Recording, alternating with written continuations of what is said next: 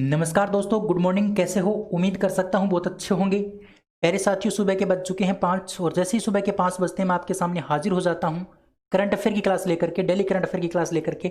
और आज इस क्लास में हम बात करने वाले हैं 21 दिसंबर के करंट अफेयर के बारे में। तो वीडियो बड़ा इंटरेस्टिंग होने वाला है। अगर आप चैनल पर पहली बार हैं तो आप चैनल को सब्सक्राइब करके बेल आइकन को प्रेस जरूर करेंगे, जिससे कि आपको आगे आने वाली वीडियो का नोटिफिकेशन मिले। प्यारे साथियों, इस क्लास का पीडीएफ भी प्राप्त कर सकते हैं और इस क्लास का पीडीएफ प्राप्त करने के लिए आप हमारे टेलीग्राम चैनल को ज्वाइन करेंगे। और टेलीग्राम चैनल का जो लिंक है प्यारे साथियों, वो वीडियो के डिस्क्रिप्शन में दिया गया है, वहां से आप इस क्लास का पीडीएफ डाउनलोड कर लीजिए। अच्छा, टेलीग्राम का नाम यही है, बेस्ट स्टडी हब। इसको आप क्या करोगे, ज्वाइन कर लोगे और वहां से आप इस क्लास का पीडीएफ ले लोगे, ठीक है। और चैनल को सब्सक्राइब कर लोगे और शेयर वीडियो को जरूर करोगे प्यारे साथियों, क्योंकि आपके लिए मेहनत बड़ी करते हैं। और जब मेहनत ज़्यादा करते हैं और फल उतना नहीं मिल पाता है तो थोड़ा व्यक्ति डीमोटिवेट हो जाता है, और जब व्यक्ति डीमोटिवेट हो जाता है तो काम नहीं कर पाता अच्छे से। तो आपके ऊपर डिपेंड करता है प्यारे साथियों, आप मेरे को मोटिवेशन दो, अच्छे से काम करवाओ। आपके लिए बहुत कुछ देने वाला हूँ, बहुत अच्छा कंटेंट आपको मिलने वाला है। टेंशन आपको बिल्कुल भी नहीं लेनी है, बस तैयारी अच्छी करनी है, ठीक है। चलिए क्लास को स्टार्ट करते हैं। सबसे पहले हम डिस्कस करेंगे जो मैंने कल आपको क्वेश्चन बताया था, 20 क्वेश्चन पूछा था आपका, उसके बारे में डिस्कस करेंगे। इसका आंसर आपको कमेंट बॉक्स में देना था और बहुत सारे मेरे दोस्तों ने इसका कमेंट में ऑप्शन अच्छा दिया भी था। क्वेश्चन है कि पाकिस्तान टीम के किस तेज गेंदबाज ने हाल ही में अंतर्राष्ट्रीय क्रिकेट से संन्यास लेने की घोषणा की? तो प्यारे साथियों, उनका नाम है मोहम्मद आमिर। मोहम्मद आमिर ने केवल 27 वर्ष की उम्र में ही क्या ले लिया, संन्यास ले लिया। अब 27 वर्ष की उम्र में संन्यास क्यों ले लिया प्यारे साथियों? क्योंकि इनका, मोहम्मद आमिर का कहना है कि इसके ऊपर क्या बनाया गया, दबाव बनाया गया। इसके ऊपर दबाव बनाया गया कि आप संन्यास ले लीजिए, अब आपको आगे हम टीम में नहीं खिलाएंगे। इस प्रकार से इन्होंने टेंशन में आकर के ये कदम उठाया है संन्यास लेने का, ठीक है। चलिए अब हम बात करते हैं क्वेश्चन नंबर 1 की।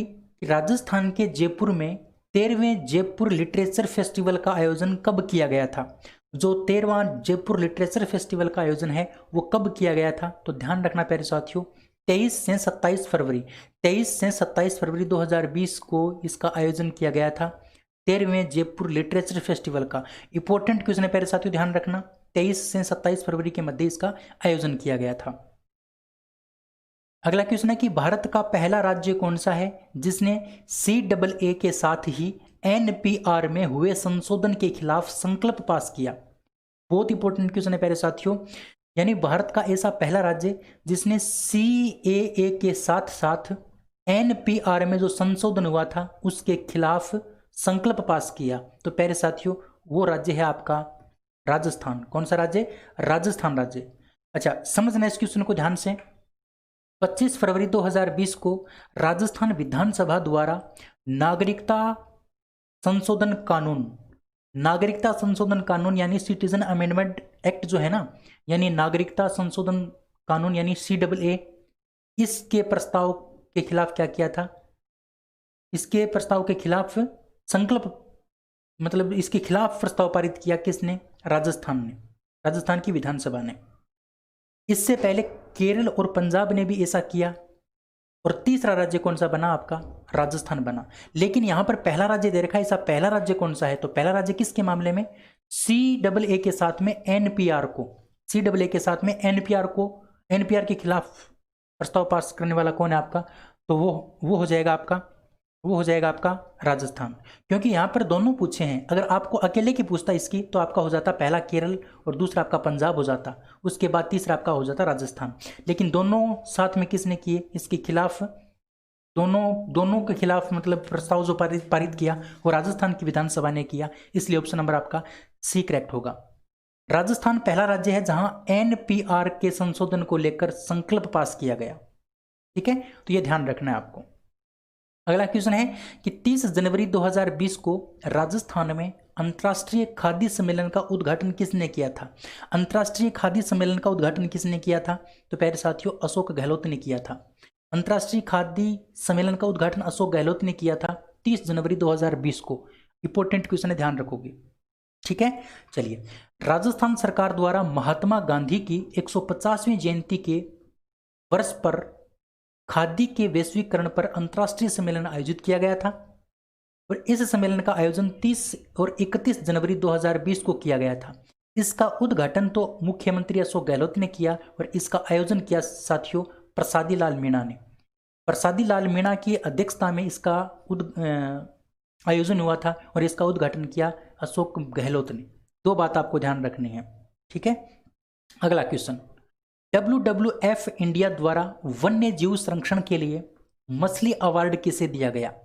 WWF इंडिया द्वारा वन्य जीव संरक्षण के लिए मछली अवार्ड जो दिया गया था प्यारे साथियों, वो दिया गया था शंकर सिंह शेखावत और योगेश कुमार शर्मा, दोनों को दिया गया था। ऑप्शन नंबर आपका सी करेक्ट हो जाएगा।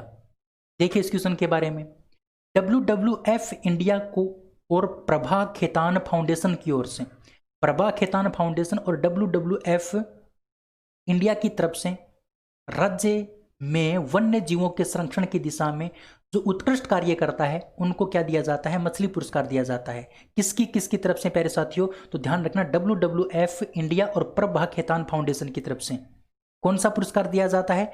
मछली पुरस्कार दिया जाता है। और ये जो पुरस्कार है प्यारे साथियों, ये किस किस को मिला है? एक तो मिला है आपका, ध्यान रखना, सरिस्का की जो वाइल्ड लाइफ रेस्क्यू टीम है, वाइल्ड लाइफ जो रेस्क्यू टीम है उसकी अगुवाई करने वाले शंकर सिंह शेखावत को, और यहीं के सहायक वनपाल योगेश कुमार शर्मा को, यहीं पर सहायक योगेश कुमार शर्मा को क्या मिला है? ये मछली पुरस्कार मिला है। तो दो नाम ध्यान रखने हैं, शंकर सिंह शेखावत जो सरिस्का की जो वाइल्ड लाइफ रेस्क्यू टीम है उसकी अगुवाई करते हैं, और यहीं पर सहायक वनपाल के रूप में काम कौन करते हैं? योगेश कुमार करते हैं। दोनों को ही ये मछली पुरस्कार दिया गया है WWF इंडिया और प्रभा खेतान फाउंडेशन की तरफ से, ठीक है। अगला क्वेश्चन, राजस्थान के किस मूर्तिकार को राष्ट्रीय मीरा कला सम्मान 2020 प्रदान किया गया था? राष्ट्रीय मीरा कला सम्मान 2020 किसने प्रदान किया? ध्यान रखिए आप अच्छे से। तो ये जो मतलब ये जो दिया गया था वो दिया गया था आपका हिम्मत शाह को। किसको दिया गया था? हिम्मत शाह को।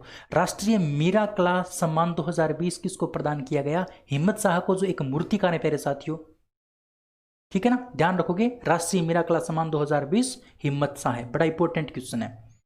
चलिए अब हम बात करते हैं आज के पहले क्वेश्चन की। आज का पहला क्वेश्चन आपके सामने है कि हाल ही में मुख्यमंत्री अशोक गहलोत ने रंगीन मछली एक्वेरियम गैलरी का लोकार्पण कहां पर किया है? रंगीन मछली एक्वेरियम गैलरी का लोकार्पण मुख्यमंत्री अशोक गहलोत ने कहां पर किया है? तो ध्यान रखना साथियों, बिसलपुर बांध, बिसलपुर में किया है। कहां पर किया है? बिसलपुर में किया है।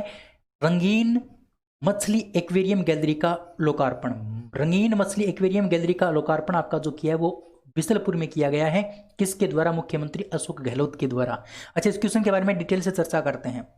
18 दिसंबर 2020 को राजस्थान गहलोत सरकार को 2 वर्ष पूरे हो गए, और जैसे ही पूरे 2 वर्ष हुए उसके ऊपर अनेक कार्यक्रमों का आयोजन किया गया था। और इसी आयोजन के दौरान प्यारे साथियों, अशोक गहलोत ने बिसलपुर में रंगीन मछली एक्वेरियम गैलरी और ब्रीडिंग सेंटर का शुभारंभ किया। बड़ी इंपॉर्टेंट बात मैंने आपको बताई है, रंगीन मछली एक्वेरियम गैलरी का उद्घाटन आपका किया गया है बिसलपुर में, ठीक है। और ब्रीडिंग सेंटर भी आपका बिसलपुर में बनेगा।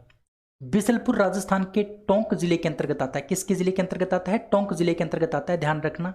और बिसलपुर बांध जो है ना प्यारे साथियों, वहीं से लगभग टोंक, कोटा, जयपुर, यहाँ पर क्या होता है? पानी की सप्लाई होती है, पीने के पानी की सप्लाई होती है। ये बात भी आप ध्यान रखेंगे, ठीक है। अगला क्वेश्चन, हाल ही में राजस्थान के पूर्व महासचिव रमाकांत व्यास का निधन हो गया। इनका संबंध किस स्थान से है? इनका संबंध किस स्थान से है? जो पूर्व महासचिव हैं रमाकांत व्यास, इनका निधन हो गया, और इनका जो संबंध है प्यारे साथियों वो जयपुर से है। कहां से है ये? जयपुर से है। ध्यान रखना, ऑप्शन नंबर बी आपका बिल्कुल करेक्ट होगा। अगला क्वेश्चन है कि हाल ही में किस राज्य सरकार ने वृक्षारोपण निगरानी ऐप का शुभारंभ किया है? वृक्षारोपण निगरानी ऐप का जो शुभारंभ किया है प्यारे साथियों वो किसने किया है? तो वो किया है प्यारे साथियों राजस्थान सरकार ने।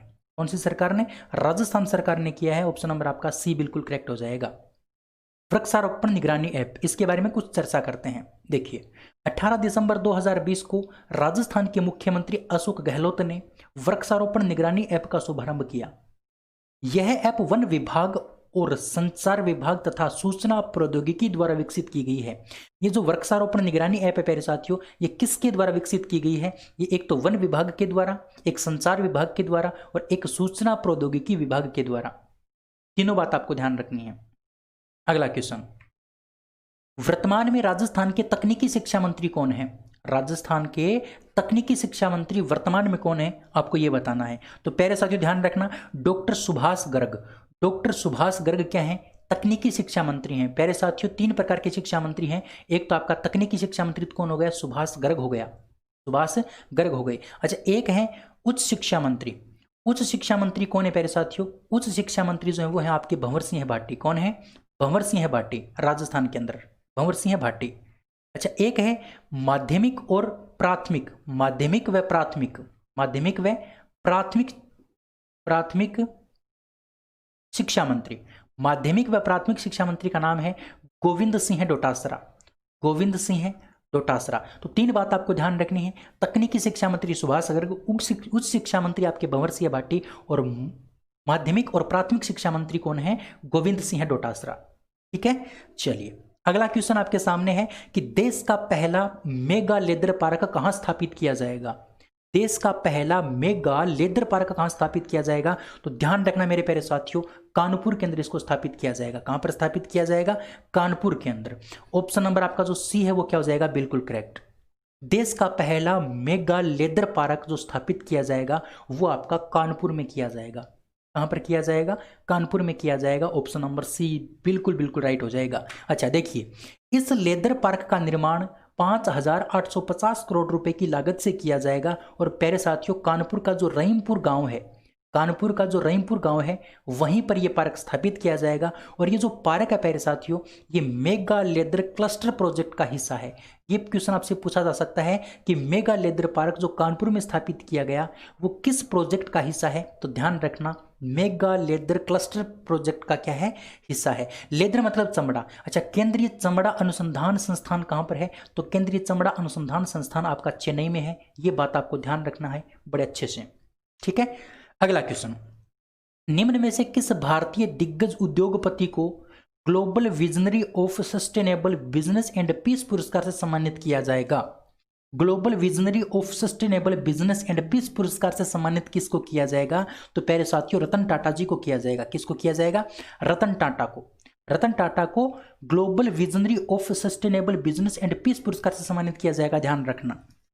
देखिए, यह पुरस्कार किसकी तरफ से दिया जाएगा, तो ध्यान रखना यह पुरस्कार federation of Indo Israel chamber of commerce द्वारा प्रदान किया जाएगा। Federation of Indo Israel chamber of commerce के द्वारा प्रदान किया जाएगा। और इजराइल अपनी तरह का पहला पूरी तरह से डिजिटल बैंक तैयार करने के लिए किसके साथ समझौता किया प्यारे साथियों, टीसीएस कंपनी के साथ समझौता किया। और ये क्वेश्चन मैं आपको शायद नहीं बताया क्योंकि अभी बताने लगा हूं आपको, लेकिन ये क्वेश्चन लगभग मई का है। मई की बात है, मई के महीने में इजराइल ने अपने वहां पर डिजिटल बैंक स्थापित करने के लिए टीसीएस के साथ समझौता किया। ये क्वेश्चन बड़ा इंपॉर्टेंट है। और दिल्ली पुलिस में ये पूछा गया है आपका क्वेश्चन, दिल्ली पुलिस की जो शिफ्ट है ना वहां पर ये क्वेश्चन पूछा गया है 2-3 बार। तो इंपॉर्टेंट क्वेश्चन आपके एग्जाम के लिए भी अच्छे से देख लेना इसको। अगला क्वेश्चन, 22 दिसंबर से भारतीय अंतर्राष्ट्रीय विज्ञान महोत्सव 2020 के किस संस्करण का आयोजन किया जा रहा है। ध्यान रखना, भारतीय अंतर्राष्ट्रीय विज्ञान महोत्सव 2020 का जो आयोजन है वो 22 सितंबर से किया जा रहा है। तो ये कौन सा इसका संस्करण होगा, तो प्यारे साथियों इसका जो संस्करण होगा वो होगा छठा संस्करण। कौन सा संस्करण होगा, छठा संस्करण होगा। ऑप्शन नंबर आपका जी बिल्कुल करेक्ट हो जाएगा। देखिए, इसकी थीम क्या रहने वाली है, इसकी थीम रहने वाली है science for self reliant India and global welfare, यानी आत्मनिर्भर भारत और वैश्विक कल्याण के लिए विज्ञान। ये इसकी थीम रहने वाली, इसका विषय रहने वाला है। और इसके छठे संस्करण का आयोजन 22 दिसंबर से किया जा रहा है, भारतीय अंतर्राष्ट्रीय विज्ञान महोत्सव 2020 का। ठीक है, चलिए अगला क्वेश्चन, हाल ही में चर्चा में रहा E20 क्या है। E20 क्या है जो हाल ही में चर्चा में बहुत ज्यादा रहा है प्यारे साथियों, तो E20 एक वाहनों में इस्तेमाल होने वाला ईंधन है। वाहनों में इस्तेमाल होने वाला एक प्रकार का क्या है, ईंधन। ध्यान रखना, वाहनों में इस्तेमाल होने वाला एक प्रकार का ईंधन है आपका E20। ठीक है, E20 रहेगा अच्छे से याद, बिल्कुल। अच्छा देखिए, E20 क्या है, E20 जो आपका ईंधन होता है इसमें 20% आपका क्या होता है, इथेनॉल होता है। इथेनॉल मतलब जो शराब में काम आता है, जो शराब में काम आता है वो आपका 20% किसके अंदर काम आता है, इस E20 ईंधन के काम आता है। और यही ईंधन किसके अंदर डाला जाता है, ये ईंधन आपका डाला जाता है किसके अंदर, वाहनों के अंदर। ठीक है, वाहनों के अंदर। और इथेनॉल के साथ में गैसोलीन भी पाया जाता है, यानी इथेनॉल और गैसोलीन का मिश्रण क्या है आपका, E20 ईंधन है। ठीक है, तो क्वेश्चन आपसे ये भी पूछ सकता है कि E20 ईंधन किसका मिश्रण है, तो 20% इथेनॉल और गैसोलीन का क्या है, ये मिश्रण है। जबकि भारत में अगर वर्तमान के मिश्रण की बात करें तो 10% का जो स्तर है इथेनॉल का वही मान्य है, इससे ज़्यादा मान्य नहीं है, इससे ज़्यादा लागू नहीं है, स्वीकार्य नहीं है। केवल 10% मिलावट का इथेनॉल ही क्या है, मान्य है भारत के अंदर। इथेनॉल की बात करते हैं तो यह एक ज्वलनशील और रंगहीन पदार्थ होता है, तरल पदार्थ होता है प्यारे साथियों। इसका उपयोग मादक पेय पदार्थ के लिए, मैंने आपको बताया था ना, मादक का मतलब जो हमें क्या करता है, मस्त मौला कर देता है, उसको मादक पेय पदार्थ बोलते हैं, जैसे शराब। एंटीसेप्टिक यानी जो क्रीम आती है चोट लगने के बाद हम लगाते हैं, उसको एंटीसेप्टिक क्रीम बोलते हैं। एंटीसेप्टिक क्रीम और कीटाणुनाशक के रूप में इसका क्या किया जाता है, उपयोग किया जाता है एथेनॉल का। ठीक है, चलिए अगला क्वेश्चन है कि हाल ही में जारी मानव स्वतंत्रता सूचकांक 2020 में 162 देशों की सूची में भारत किस स्थान पर रहा, मानव स्वतंत्रता सूचकांक 2020 में। तो प्यारे साथियों, इसका जो करेक्ट आंसर आपका हो जाएगा वो हो जाएगा 111वां स्थान। भारत को कौन सा स्थान मिला, 111वां स्थान मिला। कितने देशों में से, 162 देशों में से। कौन सी सूची के अंदर, मानव स्वतंत्रता सूचकांक 2020 के अंदर। अच्छा, एक मैंने आपको कल या परसों बताया था, मानव विकास सूचकांक, मानव विकास सूचकांक, मानव विकास सूचकांक 2020 में भारत को कौन सा स्थान मिला था, तो ध्यान रखना प्यारे साथियों, 189 देशों में से 131वां स्थान भारत को मिला था, 189 में से 131वां। और मानव स्वतंत्रता की अगर बात करते हैं, मानव की स्वतंत्रता की अगर बात करते हैं तो भारत कौन से स्थान पर है, 111वें स्थान पर है। यहां पर प्रथम स्थान पर आपका है प्यारे साथियों कनाडा, सॉरी न्यूजीलैंड, दूसरे पर आपका स्विट्जरलैंड है, तीसरे पर हांगकांग है, चौथे पर आपका डेनमार्क है और पांचवें पर आपका ऑस्ट्रेलिया है।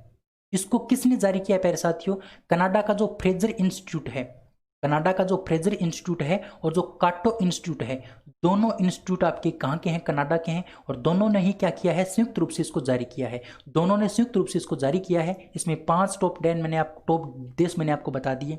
अब हम पड़ोसी देशों की बात करते हैं। पड़ोसी देश पाकिस्तान 140वें देश पर, 140वें नंबर पर, बांग्लादेश 139वें पर, चीन 129वें नंबर पर, भूटान 108वें स्थान पर, श्रीलंका 94 और नेपाल 92, यानी भारत इन सभी से लगभग क्या है, ठीक ठाक है।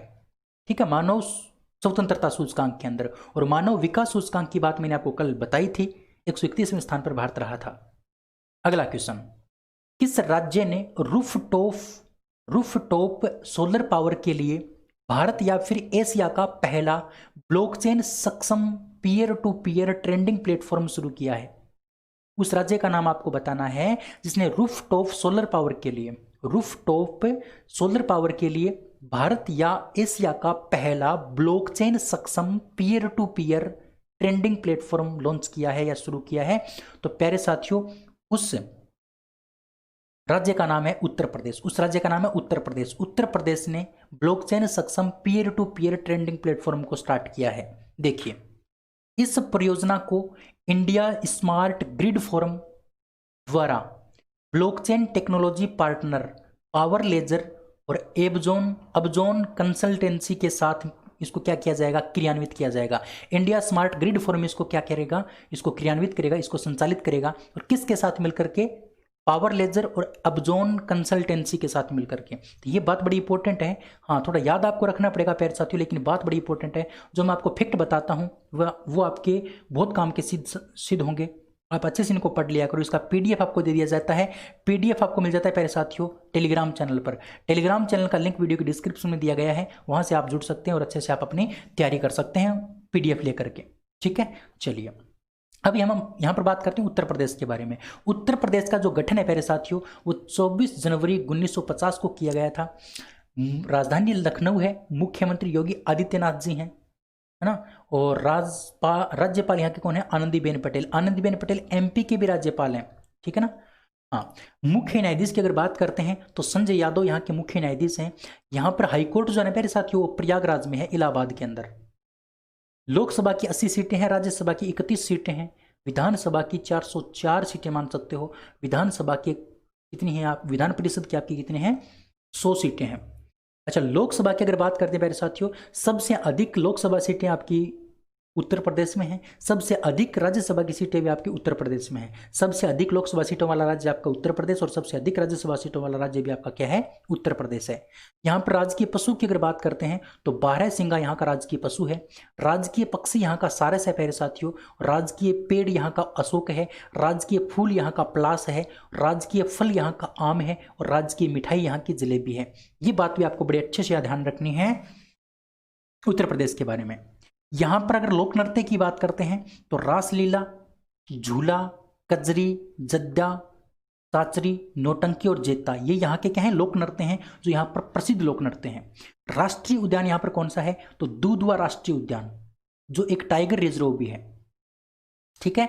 और टाइगर रिजर्व की बात करते हैं तो अमानगढ़ टाइगर रिजर्व तथा पीलीभीत टाइगर रिजर्व भी कहां पर है प्यारे साथियों, आपके उत्तर प्रदेश के अंदर ही हैं, ठीक है। अब मैं आपसे एक क्वेश्चन पूछूंगा, पीलीभीत टाइगर रिजर्व के बारे में हाल ही में एक बात चर्चा में रही थी, ये चर्चा में रहा था हाल ही में, क्यों चर्चा में रहा था, इसका आंसर आपको कमेंट बॉक्स में कमेंट करके देना है ना। इसका आंसर आपको कमेंट बॉक्स में कमेंट करके देना है कि पीलीभीत टाइगर रिजर्व चर्चा में क्यों रहा। देखना चाहूंगा कौन कौन इसका उत्तर दे पाता है।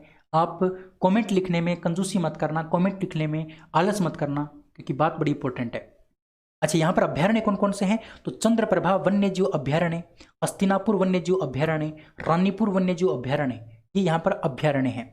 अच्छा, बांध यहाँ पर रिहंद गोविंद वल्लभ पंत सागर बांध और माता टीला जो बांध है प्यारे साथियों वो बेतवा नदी के ऊपर है। ये यहाँ पर क्या है, मुख्य बांध जो आपको ध्यान रखने हैं। उत्तर प्रदेश का स्टैटिक जीके मैंने आपको करवा दिया और मैंने आपको बोल रखा है लगभग मैं आपको डेली एक राज्य का मैं आपको क्या करवाऊंगा, स्टैटिक जीके करवाऊंगा और बड़ा इंपॉर्टेंट स्टैटिक जीके करवाता हूँ जो आपके एग्जाम में आएगा सीधा सीधा, ठीक है। चलिए अगले क्वेश्चन की बात करते हैं। तो अगला क्वेश्चन है कि हाल ही में किस राज्य ने किसान कल्याण मिशन लॉन्च किया है। किसान कल्याण मिशन किस राज्य ने स्टार्ट किया है, तो प्यारे साथियों किसान कल्याण मिशन भी उत्तर प्रदेश सरकार ने ही स्टार्ट किया है। उत्तर प्रदेश सरकार ने ही किसान कल्याण मिशन को लॉन्च किया है और उत्तर प्रदेश के बारे में आपको बता चुका हूं।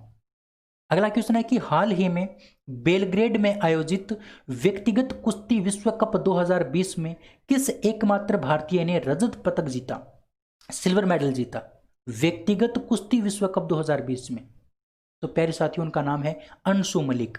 अंशु मलिक जो है ना, उन्होंने बेलग्रेड के अंदर जो आयोजित हुआ था आपका व्यक्तिगत कुश्ती विश्व कप 2020 उसके अंदर रजत पदक जीता है, सिल्वर मेडल जीता है। अच्छा देखिए, हरियाणा की रहने वाली हैं अंशु, 57 किलोग्राम भार वर्ग में इन्होंने ये जीता है।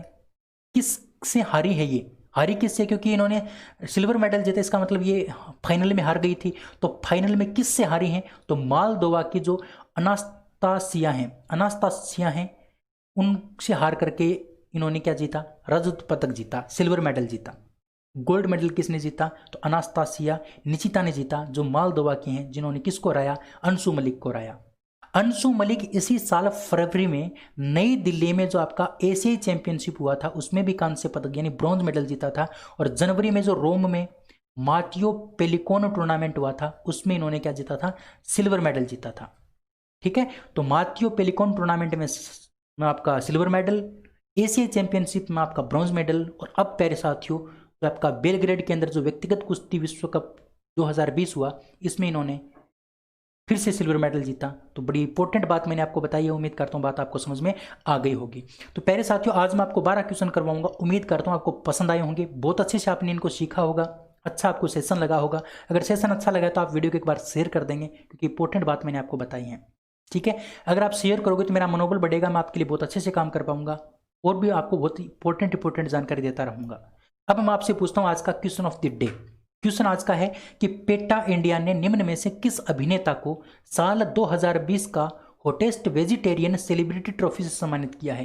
हॉटेस्ट वेजिटेरियन सेलिब्रिटी ट्रॉफी से किसको सम्मानित किया है, इसका आंसर आपको कमेंट बॉक्स में कमेंट करके देना है प्यारे साथियों। उम्मीद करता हूँ आप जरूर कमेंट करेंगे और मेरा मनोबल बढ़ाएंगे और आप बहुत अच्छे से तैयारी करेंगे, ठीक है। चलिए, तो इस क्लास का पीडीएफ आपको दे दिया जाएगा टेलीग्राम चैनल से। टेलीग्राम चैनल का लिंक प्यारे साथी वीडियो के डिस्क्रिप्शन में दिया गया है, वहां से आप हमारे टेलीग्राम चैनल से जुड़ सकते हैं, जहां से आपको पीडीएफ मिल जाए, ठीक है। चलिए आज की इस वीडियो में इतना ही, अगली वीडियो में फिर मिलते हैं, तब तक के लिए जय हिंद, जय Bharat, thank you, bye bye.